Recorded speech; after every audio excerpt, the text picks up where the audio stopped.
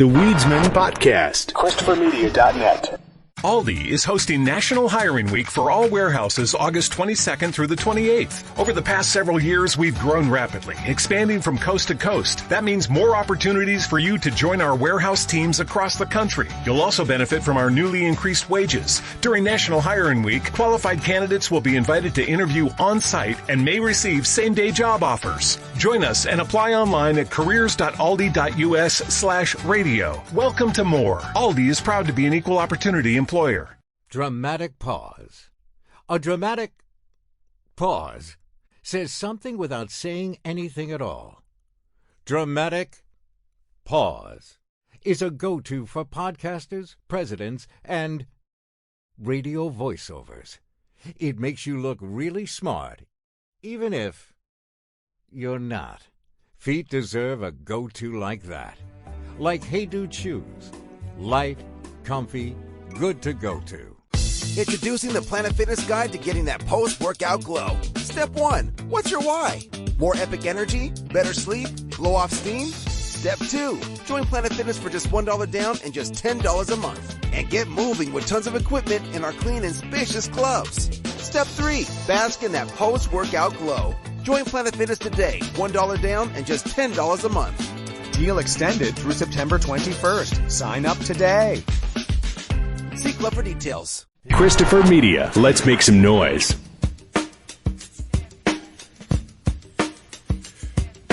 From Asthma Studios near Detroit, Michigan. Oh, man. It's the Weedsman Podcast. I have no idea what's going on. And now, You have smoked yourself retarded. here are the Weedsmen. You want to get high? All right, it's Rocktober. It's Rocktober. Yeah, is it though? Oh, this is coming out in Yeah. Rocktober, yeah. Well, it basically is. Rocktober, spooky season. Yeah. Yeah, we can't talk about rock today, though. Well, we can get into rock, but first, man, somebody went on to the Gangster's Paradise Right. recently.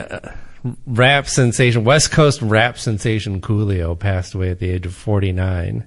Wasn't it 59? Yeah, I'm sorry. Yeah, I tried to. I was like, 49. I tried to Hollywood. That's a little his too age. close. That's probably what he was telling people he was. Yeah, I don't even know. Was he sick? Yeah, he took his last fantastic voyage to the Gangster's Paradise. I don't know. Like, I didn't see anything about like cause of death or anything. Let's see. His manager had a statement: "We were saddened by the loss. He touched the world with the gift of his talent, and we miss profoundly. Thank you to everyone worldwide who has listened to his music, and everyone who's been reaching out regarding his passing. Please have Coolio's loved ones in your thoughts and prayers." Yes. Actor Lou Diamond Phillips chimed in. Did I say chimed in? He was offering condolences. I don't know, like, that'd not on the list, not on my Coolio condolences bingo card. Right. Like that was an unexpected one. If you put money on Vegas on Lou Diamond Phillips chiming in, you're collecting on your bet handsomely. Coolio is a friend and one of the warmest, funniest people I've ever met. We spent an amazing time together making Red Water in Cape Town. Oh, so they work together. Friends also, I guess, with Matt Boner. Is it Boner? Bonner? NBA player? Coolio, he kind of set a trend with his hair, huh? Well, wasn't he initially like? Wasn't he the guy like Snoop was firing shots at when they were talking, like especially in Doggy Dog World? Well, everywhere I look and everywhere I go, I'm hearing motherfuckers trying to steal my flow. Yeah, there was a lot of talk about him not being like a real, not, like whatever. It's all a lot bullshit, of those guys weren't. I mean, right? NWA, half those guys were nerds. Yeah, so there was like he was considered somebody who was like biting style. I mean, Right, like someone who came out to capitalize on gangster rap. Right. I mean, was he from the West Coast? Rap career began in the 80s. Really? Because I don't remember anything until the 90s. Well, just because we didn't hear of him till the 90s doesn't mean it didn't exist. And he gained fame in the underground scene. Let's see. Won a Grammy in 96 for the song Gangster's Paradise from the soundtrack Dangerous Minds. Yes.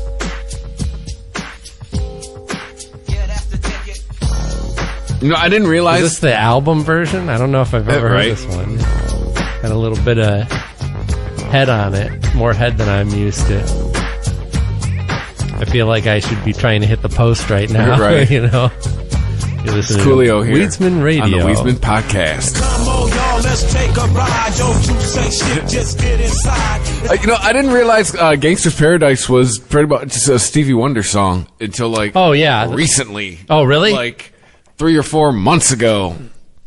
I thought I was up on my Stevie Wonder. What did I run into? Oh. It's on Songs in the Key of Life. There's, I had that experience recently when I heard what I thought was a Beck song incongruously placed in a 60s based TV show, Pennyworth, about Alfred Pennyworth, Batman's butler, as a youngster, not a young kid, but like, you know, in his early 20s. And all their music is, you know, of the era, which I appreciate. But yeah, I was like, wait a minute, this is a Beck song.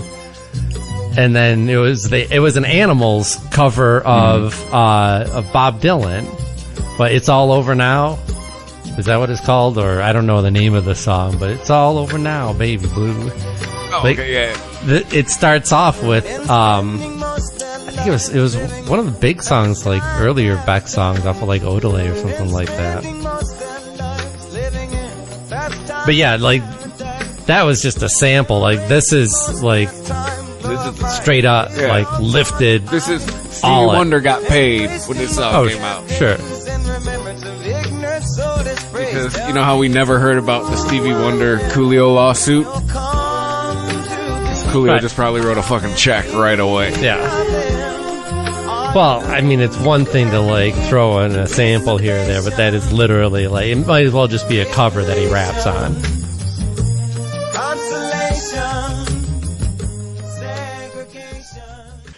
And so black guy in his 50s. I mean, I'm thinking like didn't take care of himself. Isn't that generally? Yeah, I don't know how it goes. I mean, you know what? Let's not pick on the black people. Anyone below 60, I generally think. Sick or didn't take care of themselves. Oh, yeah. But, you know, yeah, there is, like, you know, higher instances of diabetes in black men. When Patrice O'Neal died at 42, I instantly thought, like, well, he's a big guy.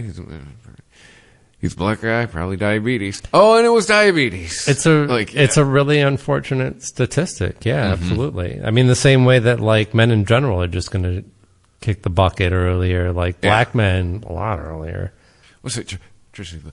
The black diet, traditionally, not the...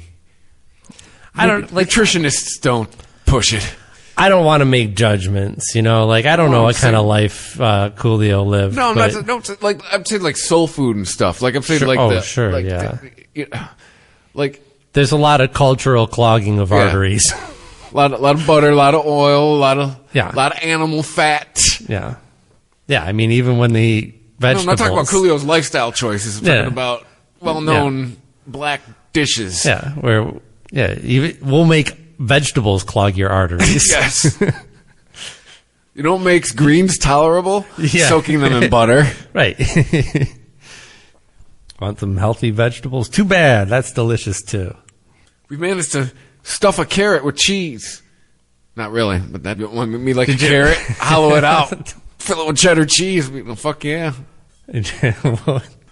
What's the fictitious food from 30 Rock that Liz Lemon gets into? And she's cheesy blasters. You got cheesy blasters. What's it? You take a hot dog, stuff it in it. Stuff it with some jack cheese, roll it in a pizza. You got cheesy blasters. I mean, if it's executed correctly, if you think about the concept. It sounds... You know who else might have some cheesy blasters coming back is Taco Bell. One of the items that they might be bringing back to stores is the enchilada.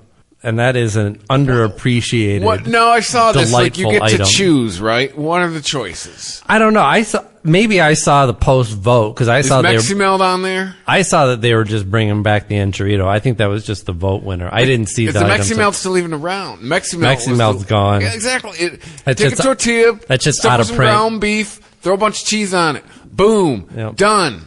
You can't get Meximel anymore. You can look it up on Discogs. But that shit's out of print, son. You can't get it anymore. I'm sure if I scour the internet, you can buy a used one on eBay. Well, no, there's a way, a hack to order it. Like, because the way you order... Well, that's true, because what did they do? Get rid of a core ingredient? Yeah, exactly. Well, I still get the old beef... Like, I'm talking about the beef burritos from when we were a kid, where they just substituted... Where it was... Just like the bean, it was just beef, red sauce, onions, and cheese. Yeah. Now you have to order it. That was a Meximel? No, I'm saying the beef burrito when we were the kids. Oh, that's right. What you ordered. That's what you got, and it went away. Yeah. But now you just order it, and it's funny hearing people's reactions. I've learned to just order it through the app, and it. But I say I want a bean burrito minus beans, add double beef. Right. And 9 times out of 10, my reaction is what? I'm like, I just want extra beef, red sauce, onions, and cheese. Like, oh, okay. Ordering through the app in any respect, even like your local restaurants now have some sort of an app, or you can order online. I fucking love. I got Chinese food place from this place.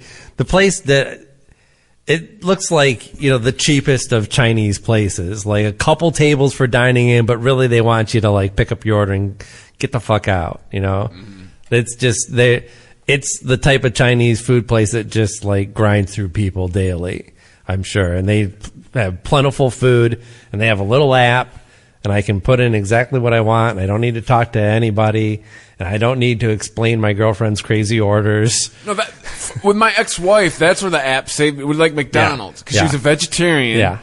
But she liked to get a cheeseburger, but obviously no meat. She just basically wanted cheese and pickles and mustard on a fucking bun. And then you don't have to have those like 5 easy pieces conversations. Like, with the 16-year-old staring at you like, take the burger. I gotta get the manager. No, you don't. Take the burger and stick it between your knees. Yeah.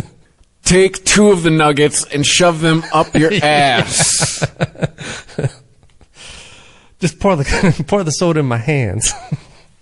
They're crazy. Oh, dude. But you got to check your orders too, especially deciding what to eat. I mean, everybody goes through this shit, and every couple especially goes through like, you pick, and then, I was just at the end of my rope. I'm like, I'm getting pizza. You can pick it out, right? This is where I'm going.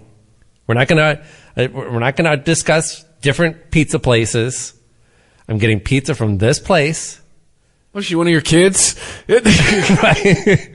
But you can. But I'll eat tonight. This is what I'm getting. But here you go. Like, you put in your order, and I'm like, you can't fuck up pizza, right? Oh, you can fuck up pizza. She gets. I should have let it be a small, because I was just like, no, just make it a large and we'll share it. I don't want to think about it, right? She gets a small with just everything on it, vegetables, just all vegetables piled on it. Feta cheese, it was a great, onions and peppers and mushrooms and all that shit. Piles of feta cheese. And the last line that I missed on there, I saw it on the receipt after I ate the pizza. I was like, what's up with this pizza? I look at the receipt, it says light bake. Like, did you request a light bake on this floppy ass pizza? Well, all the shit you got on it, you can't light bake it. It won't bake. Right. None of the feta cheese was even melted on Gross. It. To finish it at home. That's what I said. I'm like, this is going to be better tomorrow. Yeah. Be better in the oven for a half hour on 350. I love her, and she doesn't listen, so I can get away with this. Drive through. Oh, good. I'm starving. What's happening? Yeah. Yeah, hold on a second. I'm looking at the menu. This is, yeah. Please, don't offer me anything. I'll tell you what I want. Okay. You know how you got the 6-piece nuggets? Just, can you give me just 4 nuggets? I'm trying to... Shut up and listen to my order. Take the 6 nuggets and throw 2 of them away. I'm just wanting a 4-nugget thing. I'm trying to watch my calorie intake. Put 2 of them up your ass. Give me 4 chicken McNuggets.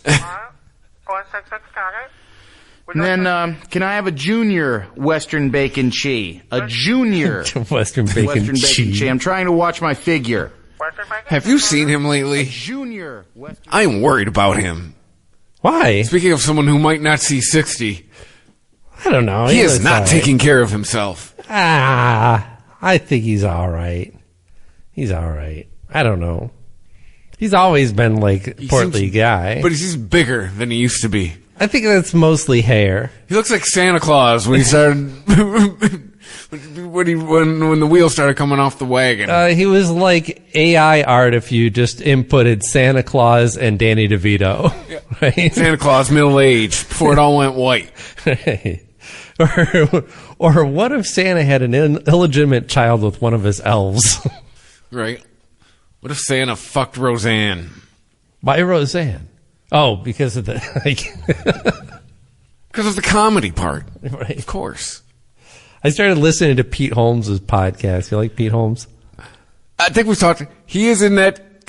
he's in with like Bert Kreischer as when he's a guest on like Adam Carolla. I love listening to him. When I tried to listen to his show on his own, no, thank you. It's sometimes guest dependent, but he's an easy enough. Like he's not an interviewer. They just fuck around. Like Greg Fitzsimmons. Same thing. When he's on Adam Carolla, it is must listen. Podcasting. But I tried to listen to his podcast. No thanks. Yeah. I think when he gets somebody on that can like match his energy well, like what's the guy that was in Deadpool, the guy that was on Silicon Valley until they exiled him. Oh, T.J. Miller. T.J. Miller, yeah, him and T.J. Miller on there. We had a good thing going the other day with really Keckner. Good. Him and Dave Keckner. Wait, who are you talking about? Adam Carolla? You're talking about Pete Holmes. I was still talking about Pete Holmes' podcast. Yeah, Pete Holmes, and I was saying when Pete Holmes has somebody that can match his energy level, like T.J. Miller. Him and T.J. Miller are really good.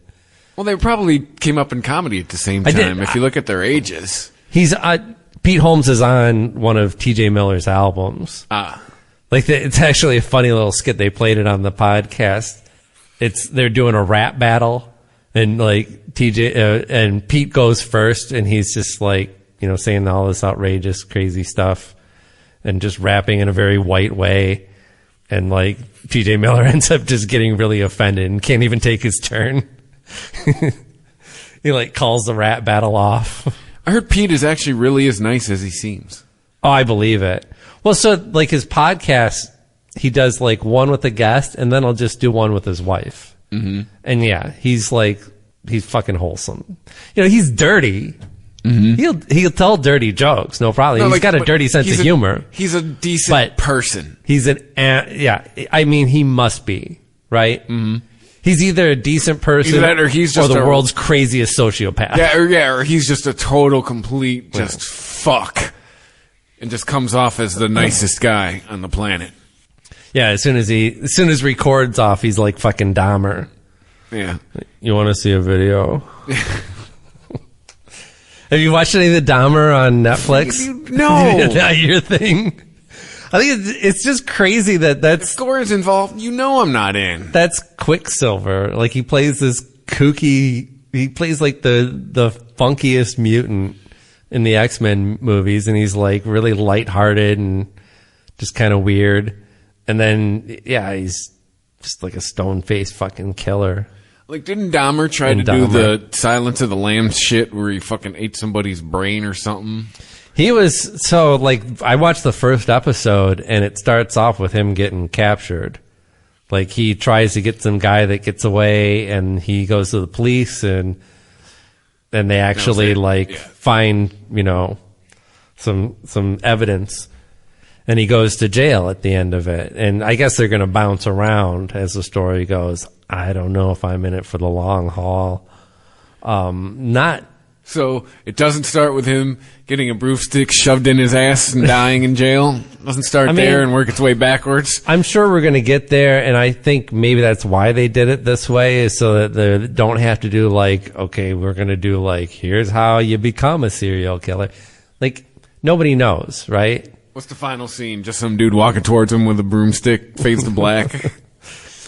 It's you know the rest. Yeah, I don't know if that's what he was really like in real life, but I can't imagine anybody going home with this guy for any reason. I mean, he wasn't a sociopath, like one of these people who could just, put on the charm and smile, and then he was like American Psycho, right? Yeah. Somebody who knows, Huey Lewis in the News, who's intelligent enough to blend in, but has that disconnect he just has that disconnect. He is completely alienated from society and still manages to convince dudes to, I don't know, was he hung or something? Is he some sort of type in the gay world that I'm not familiar with? You know what I found? Usually, I got myself a beanpole the other day. Usually I found male, homo or hetero. Yeah. When you're asking, what's that guy got going on? It's usually hung. Yeah, must be. But, dude, wasn't Dahmer one of the stereotypical, all the neighbors, he was so quiet, never would have guessed, that kind of shit? No, he was a fucking freak, and his neighbors knew it. In that episode that I watched, his next door neighbor in the apartment that he lived in is complaining about the rotting smell coming from his apartment. Ooh. And he's always got an excuse of I had some meat go bad, or my fish died. And she's listening at the vent while he's hacking up bodies and shit, listening to power tools. And when they finally dragged him out of there, she was the one in the hallway. I knew it. I knew his ass was evil. Then you couldn't tell that fucking lady nothing in that apartment building ever again. Yeah, it seems more like one of those stories. I was telling you people for 10 years. How does this guy... Oh, she's gonna ride that one for the rest of her fucking after life. that, you couldn't tell her fucking nothing. Yeah. I told all you motherfuckers, and you didn't believe me. Yeah. Hey, you can't put your garbage cans out on Tuesday. You can't tell me. Nobody knew that fucking serial killer was living right next to me. I was telling everybody. I knew what was going on. Fuck your garbage cans. Everything, no matter what the subject. Yeah. Well, I knew that guy was a serial killer. God damn it, Charlotte. I don't know. It seems well done enough, but yeah, I'm not interested in these studies of serial killers because it's not. Don't you have a lady? You don't know, right? You're trying to. Your lady's probably already binge watched the whole thing. She was the whole reason why it even came on in the first place. There it is. But she's not really into the whole true crime thing. I think she likes documentaries in general. So she'll watch a doc about just about anything, which is great because I don't necessarily want to watch a doc about something that I'm into because then you're just yeah, but they didn't cover this or they kind of paved over this section. I want to see something that I don't know shit about that somebody else is passionate about. And you get me interested. Why are you so passionate about that? You can bring me into that as a documentary. That's a good doc. The Weedsman Podcast. ChristopherMedia.net. Introducing the Planet Fitness Guide to getting that post-workout glow. Step 1. What's your why? More epic energy? Better sleep? Blow off steam? Step 2. Join Planet Fitness for just $1 down and just $10 a month. And get moving with tons of equipment in our clean and spacious clubs. Step 3. Bask in that post-workout glow. Join Planet Fitness today. $1 down and just $10 a month. Deal extended through September 21st. Sign up today. See Club for details. ChristopherMedia.net. The Weedsman Podcast. But there's nothing documentary about the Dahmer thing. It's all conjecture. And I don't know. Sometimes I can get over it. Well, I'm watching The Offer, which I am absolutely loving. That's on Paramount.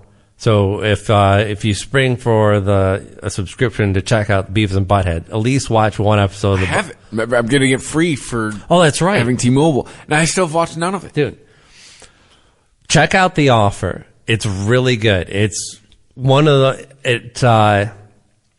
It reminds me of early Billions, where it keeps the tension at the right level and everything kind of bounces along really well. Before it got terrible. The character interactions are still really fun.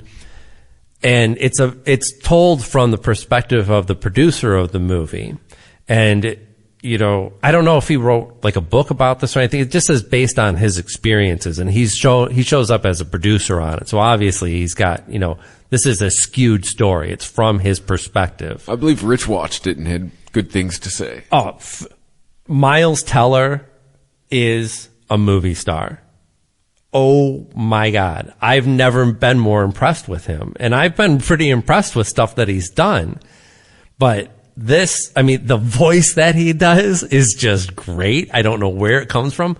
I was trying to do it in the car on the way over here. I was thinking about like, what is that voice? It's like almost in the back of the throat, but it's a little deeper. And it's just this manly voice that comes out of his, and you're like, where did you get that voice, Miles? And I'm an actor. He's like fucking young Robert Redford, man. He just fucking fills up that camera. And like, didn't they have to actually get permission from the mob to make that movie? Sort of. Yeah, that's the story. I mean, according to the movie, the story that's told in the movie, and that, you know, we've heard this in other places too before, that, well, you know, they weren't doing gangster movies for a while, so it wasn't really a thing. And then all of a sudden, Paramount's going to do this gangster film, and there are people amongst them, Italians amongst those, people in the mafia, who are like, oh, here we go again. You know, Hollywood's going to get them all riled up again, and it's going to bring a lot of heat down on us. And so we got to kill this movie. And what ends up happening is like the producer forms a relationship with like this big guy, this capo in the fucking mafia, and gets him to understand. He actually charms him and gets him to understand that we're not doing a traditional gangster film. This is something different. And it's about family. And he's like, this is going to be good for the Italians. And yeah, he gets embedded with the mob, right? But only that guy gets offed during the production. But I don't want to spoil anything. It actually wow. Again, how much of this, did it all happen this way? It doesn't even matter. You know, it's entertaining enough, and you understand that, like, okay, you know, there's conversations, there's scenes here where our main character isn't in it. Who could have known what that conversation actually was? But the writing is solid enough, and the actors are so great that it just doesn't even matter. You just get into the story.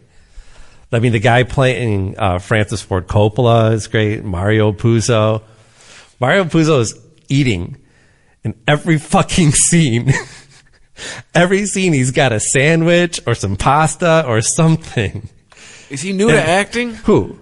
Mario Puzo. No. The guy who plays Mario Puzo. Oh. Mario Puzo is the writer of The Godfather. Is that a new actor?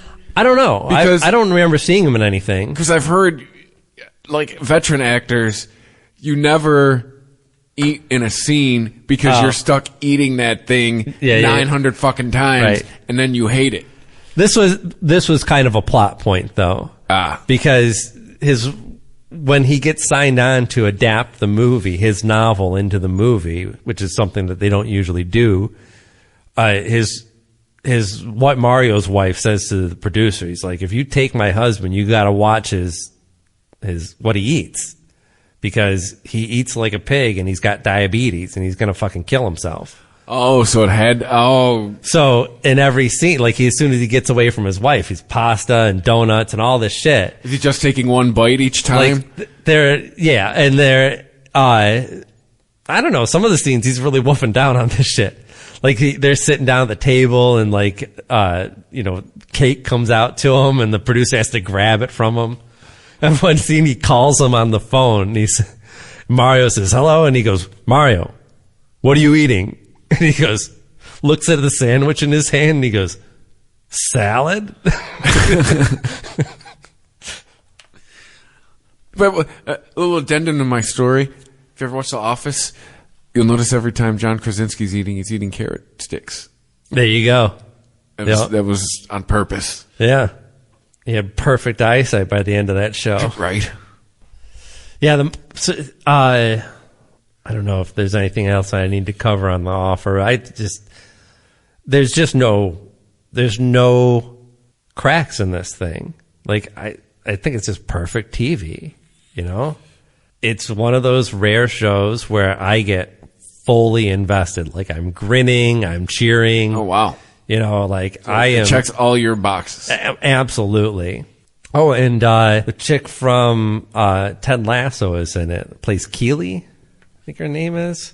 I don't know who that is. And she's doing this like New York accent. It's not even really New York. I don't know what it is, but it's kind of perfect. Jersey. Yeah, kind of. Long Island. It's probably like a Jersey accent. Staten Island, Brooklyn, Queens. I've learned they're all different.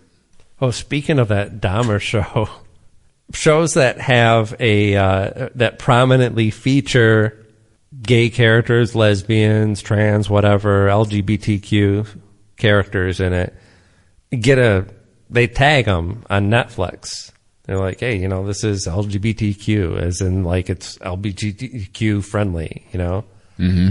It's like seeing the heart healthy on the menu. Yes. Like, hey, I've had a bypass. What can I eat? Mm-hmm. I'm gay. What can I watch on Netflix? Right. So the Dahmer show got the tag, and the gays are like, not that one. Yeah. And I'm like, well, isn't this what you want? Equality, right? Yeah. You want gay to be the hero. You want gay to be the villain. You want gay to be the supporting. You want gay to be, not that the whole cast has to be gay, but at some point, like, it's just, gay doesn't have to be a defining thing for a character. Well, I was saying last night to Rich, welcome to being everyone. Everyone is terrible. Right. Right. If gays are the same as gays, like I'm saying, gays. If LGBTQ people are actually the same as everybody else, then they have the same chance to be a serial killer that other people have. You get to be murderers, rapists too. And I don't know, like most serial killers are probably like bi, right? Like they're just not choosy. So that I think more serial killers fall under LGBTQ. I mean, than there's not. definitely those of us from Detroit. Listen to Drew and Mike. Gacy definitely into dudes. Totally. If he asked you over for football. Sunday You're night getting football. a hand job. Yeah. Halftime, suck each other off, have some cold ones. Yeah, Sounds like a good Sunday. As it tends to go on Monday night, right? Oh, yeah, Monday, yes. Thank you. It was Monday Night Football. Want some football, blow your buddy. Yeah, those tapes. Yeah. I don't know if you've ever heard the Gacy tape. Jason Moss and John Wayne Gacy. There's a whole, I think it's on Netflix too. There's a whole doc that they made off of the tapes. Oh, they were in their glory because they were played on Netflix and they were like, we've known about this shit for 20 years. Yeah. Right? Yeah. The Jason Moss interviews. Yep. Yeah, that's what I figured. I was like, I've heard all this shit before. And what is he going to say something new? Yeah. And then he started coming on to me.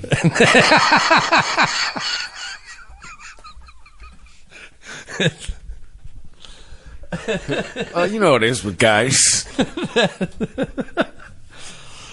I love the pause. The pause there. I mean, the man's a fucking actor. Gacy. Like, and then he started coming on to me. It's not a love affair. The object is getting your rocks off. What's funny is like Gacy talks like fucking Bob Evans. Like he's got that like, I don't know, like he's slick the way he talks, right? And And he talks in this way that's like very convincing. Yeah, like, hey, I know, watch Monday Night Football. Blow my buddy. No big deal. Hey, you do too, right? The guy's like, yeah, why not? Yeah. Yeah, you know when you're watching football and you take your dick out and your friend's like, hey, that's pretty nice. Can I suck it? Yeah, sure. No, I do not. Did you hear about this chess scandal? Yes. Do you understand it? Yes. It took a little while to like unfold, but apparently, so there's this chess whiz that people are calling, like he's beaten everybody. And what is this guy's name? Let me look this up. Hans Niemann. He recently, like, he had a match with somebody and they were just like, this guy's fucking cheating, and they quit. 2 moves in, they're like, I know he's cheating. And the reason that they knew, his opponent knew that Hans was cheating is because this guy's probably played out against a lot of computers and he recognizes computer moves because that's what he was doing. Really? So that's the thing, like, I think people were assuming that like somebody was feeding him the answers, and then like, okay, so if there's somebody like feeding you the answers, why doesn't that person just play chess, right? Instead of having this intermediary. Someone's in front of a computer. Right. It's somebody at a computer watching the chess match, putting in the moves in the computer, and then feeding what the computer does to the player. Yes. Through the use of vibrating anal beads. Yeah. You can use Bluetooth technology for lots of shit now. So this guy had to fucking learn Morse code, learn how to interpret Morse code through his ass. Right. Because that's a whole different thing, right? To me, that's that's probably the more impressive part of the deal. Also, not cum the entire. I mean, I'm like, guessing if he's into shit in his ass, he's obviously gay. I speak English. So does he hold back a nut the whole time? It's like, it's not the same. Like, I speak English, but if somebody's head was up my ass, I'd still have a hard time making out what they were saying. Yeah. So, just because you learn Morse code doesn't mean you can, like, pick it out of the buzzers and the anal beads. That itself would take some practice. I don't know. Like, show me in the rule book. If it doesn't say, well, I mean, obviously, like, you can't, there is in the rule book that you can't receive outside assistance. Yeah. But this it's is definitely outside assistance. It's inside assistance. Right, exactly. But I guess his coach has confirmed this. Like, he'd come out and said, like, yeah, you got it. He was cheating. Wow. Just wow. What a way to cheat. Listen, I'm going to shove this in my ass. I got to figure, ultimately, like, sure, you're not welcome amongst the chess world, right? You're done. There's nowhere that you can go and play chess, even casually, probably.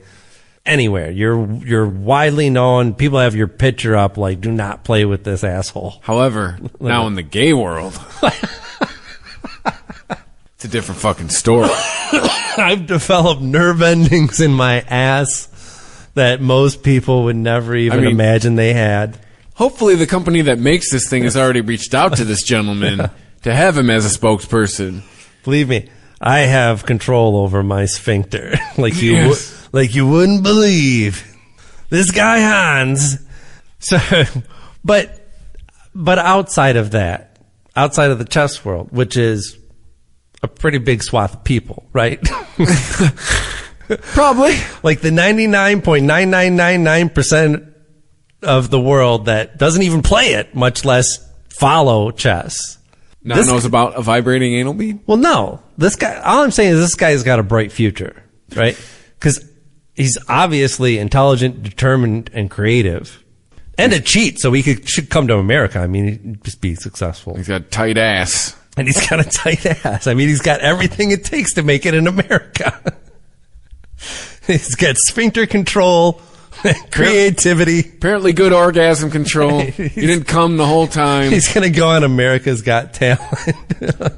I give him a 9 out of 10 for sphincter control. But I'm not buying the accent. He's probably going to start touring with Mr. Methane. Right? It'd be quite the act. Control. But I guess, right? They just pass beads back and forth. But also, if I'm the World Chess Federation or whatever the fuck it would be, you gotta, how long is this? Did you get to this match the whole time doing this? Well, wait, what's your question? How long has he been doing this? Like, wasn't this like a championship type of match? I think he's been doing this for a while. Yeah, were you doing this the whole time? Is your whole career suspect now? Yeah. No, absolutely. Well, look, so, like, let's say there's a journalist that fucks up, and they print a story that they have to retract, and they, end up being exposed as either, like, plagiarizing or just making stuff up. That person's career is ruined, right? They're out of, they can't work anywhere at another, they can't just go to another paper, they can't go to TV. They're out of the news business, right? And most places that they go to, they're probably like, hey, we'd love to have you on our board, but you're the guy who, like, fucking, whatever. Or if you're MSNBC, you just hire him again. Or, yeah. But, like, the chess world, can you imagine, like, he goes to apply for another job, and somebody's like, hey, Bob, this is the guy who cheated at chess. And they're like, and how does that affect what we do here? Right? Yeah, we sell hardware. Right. Yeah. No, I mean, like... Does this guy go to checkers? Is that his next move? That's his punishment. You have to play checkers once a day. Yeah. Just go out of your mind. You're on the World Checkers League. But, those types of personalities, he would just master checkers, right? Be like, all right. Seems like you just give him anything, right? You give him a deck of cards, they'd master magic tricks or something. Why do you still have the anal bead in? Don't worry about it. Yeah. Look, when you've worn them as long as I have, yeah, you kind of becomes an all day thing. You know how people have their lucky jersey? Yeah. Matter of fact, I think it's about due to go up a gauge. Yeah. New Star Wars show. They're coming still pretty hot and heavy. This one's a little bit more adult oriented, though. It's racy for Star Wars. Which one is this again? This is Andor. So one of the guys that was in the guy who died at the end of Rogue One. It's about how he got started or whatever. And he's just like I don't even know. Like I'm gonna say, there's officially too much Star Wars. There's a lot of Star Wars. It's a lot to keep up with. There's a lot of Star Wars. He's just like I don't know what you would call him, some sort of scoundrel, a ne'er-do-well. I'm trying to remember Rogue One. You said there's been a lot of Star Wars. Oh well, Rogue One was the one that filled in what happened up to A New Hope. That's the one that ends with Darth Vader coming on the ship and just chopping everybody up. Yeah, and that's not the one with... That's the one with the hippie robot, the sassy robot. No, I thought that was Solo. At the black robot. Oh no, yeah, you're right. Yeah, and that was Solo. Donald Glover doing his best Billy D. Williams impersonation. All right, I don't know, man. There's too much fucking Star Wars. Yeah, that's what I'm saying. I'm trying to remember what was Rogue One. Was Rogue One the one that had the Asian chick and everyone hated? Rogue One was how they got the plans for the Death Star in the first place. That shot in the vent port that blew up the Death Star. The whole reason they knew about that is because they got the plans from a team that sacrificed lives in order to get it. So I don't know. They dropped 3 episodes right away. I only watched one of them, and it seemed it was much slower paced than your average Star Wars. It seemed it's paced and tonally it seems more like a somewhat racy AMC drama. And this is Andor with an A, not Endor with an E? Yes. It's not a bunch of puppy dogs running around. No Ewok in sight? No. Well, I don't know. There might be an Ewok. There's some crazy aliens. But, this is people being shot and killed and having sex. And where's this on the timeline again? Doing a little bit of cursing. Well, it's before Rogue One because he dies in Rogue One. I don't know exactly where. But gotcha. I guess that's really a narrow spot on the timeline. So yeah, just before Rogue One. Because it tells you how memorable Rogue One was for me. Well, I think what it says is how much, like, as much as people are eating up the Star Wars stuff, and the people who are fans of it are always like, yeah, just give me more. It does do something. It does saturate it.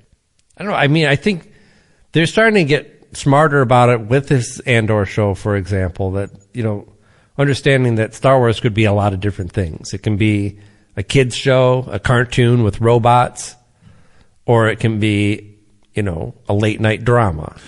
Was it Rogue One that showed the arc of the rise of 3PO and R2? Wasn't that in Rogue One? Like how they came together? I don't remember. That was in A New Hope. Never mind. No, A New Hope is the one where it starts off with them already being friends. So then Rogue One, because one of those movies, it was when 3PO met R2, and I think that was in Rogue One. No, they ain't in Rogue One. Because it doesn't. There's no. The only character that we know really that shows up in Rogue One is Darth Vader. God damn it, Disney! You're diluting the Star Wars. That's what I'm saying. I mean, I don't know. I'm not ultimately complaining. I'm just saying that it does make a difference. We didn't leave much time for weed news today, but that's all right because I don't really think there is much weed news. Yeah, fuck weed news. Anyways, nothing happened. Well, it's funny. Every time I see a weed article, I'm like, Aaron will probably snag that. I should probably just start snagging them for times like this. I don't know. It depends on it, right? There's some weeks where like there's weed news, but all of it is just boring. Like, you know, this state did this in numbers. And, well, there was a story about, I guess on Long Island, they've been approved to open up 20 dispensaries.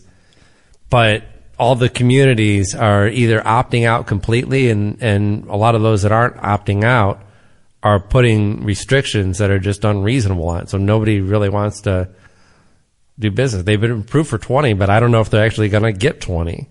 Because in some of the communities that they've been approved to, they're like, you can do it, but we're not going to put you on the main drag. We're going to put you in the, you know, industrial or something like that. Like Detroit, because that's working out well. Right. Exactly. Yeah. Why don't you come look how weed is going in Detroit and see if you want to go down that road? I don't know. I mean, don't they like, I guess, I mean, it's not really tourism in Long Island, right? Like, people just live there. And the East Park, that's where the Hamptons are and shit. Oh, okay. Well, so there you go. Like, do you think the people who are going out to the Hamptons don't want some weed? Right.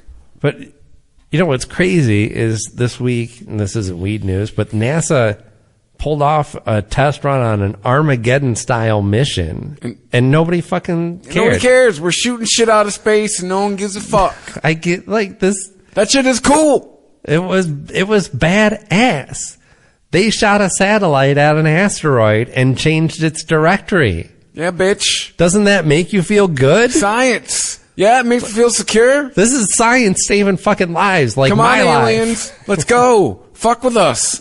We'll shoot you out of the sky. Or fuck that. Like, don't anybody mess with us. We'll be the Death Star. Right? Like, we can pick out just the right asteroid and just fucking... Hey, Alderaan, see ya. We're going to be out there fucking playing pool in the solar system. Right. And we could careen one of these right into your fucking state if you don't watch it. Hey, what happened to Pluto? Got mouthy. No, fuck that. Like, what happened in the Middle East? Right.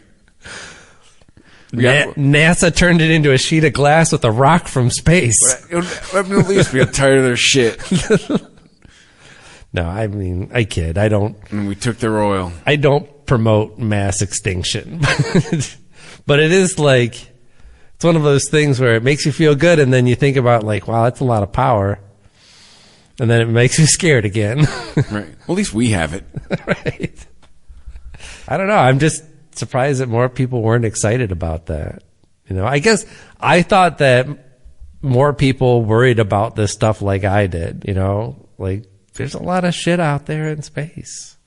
And, you know, there's a reason why our solar system and our planet, they're at a relative age where, like, there's a reason why we're not crashing into shit, right? You know, we've cleared out our path basically. But that doesn't mean like stuff that, you know, a planet could easily survive and shrug off still couldn't kill most people on it. Right. You know, it's like, think about a person and a bullet. You know, that bullet could kill him. One bullet could kill a person. It's so tiny when you actually take one out and look at it. But, you know, that tiny little rock might not blow up a planet, but it could, you know, it could heat it up to the point where you couldn't live on it anymore. Hey, ask a dinosaur. Oh, you can't. That's right. You know why? Because they didn't stick around long enough to learn English. That's why you can't ask them. You know what dinosaurs weren't worrying about? Their carbon footprint. They were just being dinosaurs. And then, whammo! Done. Now we see them in museums.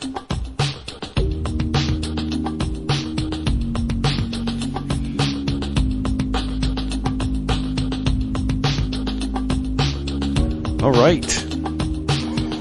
Well, find us on the social media at the Weedsman 420 on Twitter.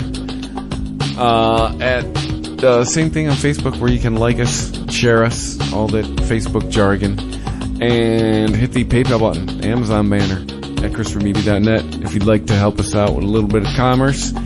And wherever you listen to the show, rate us, review us if you have that capability, 1 to 5 stars.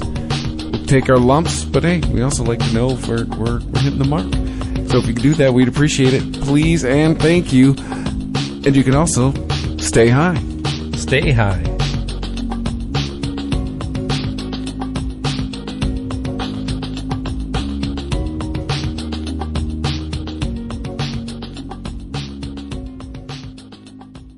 Mary redeemed a $50,000 cash prize playing Chumba Casino online. I was only playing for fun, so winning was a dream come true. Chumba Casino is America's favorite free online social casino. You too could have the chance to win life-changing cash prizes. Absolutely anybody could be like Mary. Be like Mary. Log on to ChumbaCasino.com and play for free now. No purchase necessary. Void where prohibited by law. 18 plus terms and conditions apply. See website for details. The voice in the preceding commercial was not the actual voice of the winner. The Weedsman Podcast. ChristopherMedia.net.